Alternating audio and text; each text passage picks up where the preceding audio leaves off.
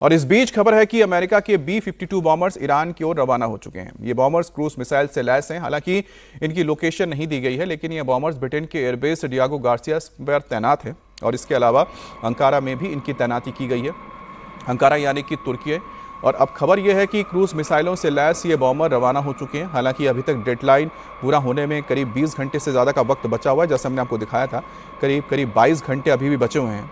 अब 22 घंटे बाद क्या होता है। और ये तस्वीर आप देख रहे हैं, B-52 बॉम्बर्स हैं, 4 इंजनों से लैस होते हैं। लंबी दूरी तक इनकी क्षमता होती है, रेंज इनका बहुत लंबा होता है, काफ़ी वजनी बॉम्ब्स ये लेकर जा सकते हैं। अब इनके अंदर कई तरह के बॉम्ब्स होते हैं। इसके अंदर आप प्रिसाइज स्ट्राइक बॉम्ब्स का भी आप इस्तेमाल कर सकते हैं, जो सटीक निशाना लगाते हैं। इसके अलावा इसके अंदर कारपेट बॉम्बिंग भी होती है, बंकर बस्टर्स भी इसके अंदर होते हैं, जो अलग अलग किस्म के होते हैं। लेकिन ये B-2 बॉम्बर से अलग होते हैं। इनके अंदर जो एमुनेशंस होते हैं वो अलग किस्म के होते हैं और B-2 बॉम्बर्स में भी अलग किस्म के बॉम्बर्स होते हैं। लेकिन B-52 बॉम्बर्स का मतलब ये होता है कि एक बड़े से इलाके में बड़ी तबाही मचाते हैं ये, क्योंकि इनके पास जिस तरह के बॉम्ब्स होते हैं उनका इस्तेमाल होता है कि एक पूरे शहर को तबाह कर सकते हैं। तो एक साथ एक B-52 बॉम्बर तो उड़ान भरता नहीं है, एक साथ इनकी करीब 6 ऐसे बॉम्बर्स का बेड़ा चलता है। तो 6 जो बॉम्बर्स चलेंगे एक के बाद एक किसी शहर के ऊपर जब जाएंगे और बॉम्बिंग शुरू होगी, तो आप मान के चले कि वहाँ पर सब कुछ तबाह कर देते हैं। जिस तरह से इन बॉम्बर्स को एक्शन में देखा गया था जब अफगानिस्तान के ऊपर हमला हुआ था। इस बीच सैटेलाइट इमेज से खुलासा हुआ है कि अमेरिका का सबसे बड़ा जंगी बेड़ा वॉरशिप USS जेराल्ड फोर्ड को स्वेज की खाड़ी की ओर बढ़ते हुए देखा गया है। इस युद्धपोत पर 5000 से ज्यादा अमेरिकी नौसैनिक और F-15 सुपर हॉर्नेट समेत 75 से ज्यादा घातक लड़ाकू विमान मौजूद हैं। इसका अत्याधुनिक रडार सिस्टम हवाई यातायात और नेविगेशन को पूरी तरह से नियंत्रित रखने में सक्षम है। इस तैनाती से मिडिल ईस्ट में तनाव और गहराने के संकेत मिल रहे हैं। अमेरिकी सेंट्रल कमांड के अनुसार इस वक्त ईरान के आसपास 30 से ज़्यादा युद्धपोत तैनात हैं। 3 कैरियर स्ट्राइक ग्रुप को और तैनात किया जा रहा है।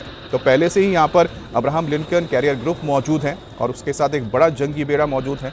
इसके बाद जेराल्ड फोर्ड भी अब बताया जा रहा है कि धीरे धीरे स्वेज कनाल यानी भूमध्य सागर से स्वेज कनाल होते हुए वो लाल सागर से होते हुए हो सकता है कि अब सीधा कहाँ पहुँचेगा। जी हाँ, ओमान की खाड़ी के पास अगर तैनात हो जाता है या अरब सागर में तैनात होता है तो ये ईरान के लिए बहुत ही घातक साबित होगा।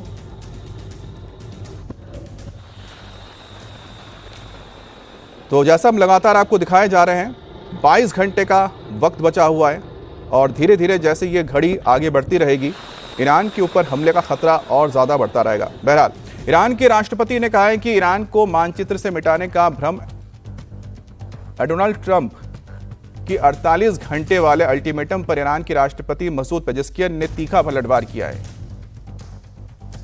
अमेरिका से जंग के बीच ईरान के राष्ट्रपति मसूद पेजेस्कियन ने साफ कर दिया है कि ईरान धमकियों से झुकने वाला नहीं है। पेजेस्कियन ने कहा है कि दुश्मनों को छोड़कर स्ट्रेट ऑफ हॉर्मुज़ सभी के लिए खुला है।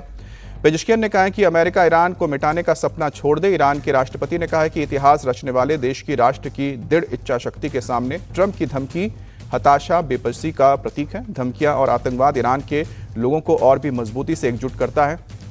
स्ट्रेट ऑफ हॉर्मुज़ ईरान की धरती पर आक्रमण करने वाले देशों को छोड़कर सभी देशों के जहाजों के लिए खुला है। बड़ी खबर, अमेरिका ने दुनिया भर में रह रहे अमेरिकी नागरिकों को सावधान रहने की सलाह दी है। खासतौर पर मिडिल ईस्ट में रह रहे अमेरिकी नागरिकों से कहा गया है कि वो सुरक्षा बरतें। अमेरिकी विदेश मंत्री के ओर से कहा गया है कि कौंसुलर मामलों के विभाग ने सोशल मीडिया पर लिखा है कि विदेश में रहने वाले अमेरिकियों को निकटतम अमेरिकी दूतावास या फिर वाणिज्य दूतावास द्वारा जारी सुरक्षा चेतावनियों में दिए गए निर्देशों का दरअसल कुल मिलाकर यह कहा गया है कि जो भी अमेरिकी बाहर हैं, खासतौर पर मिडिल ईस्ट में है, वो ध्यान रखें, क्योंकि इस इलाके में युद्ध चल रहा है और हो सकता है कि जो अमेरिकी नागरिक है उनके ऊपर हमले हो सकते हैं। इसी वजह से यहाँ पर कहा गया है।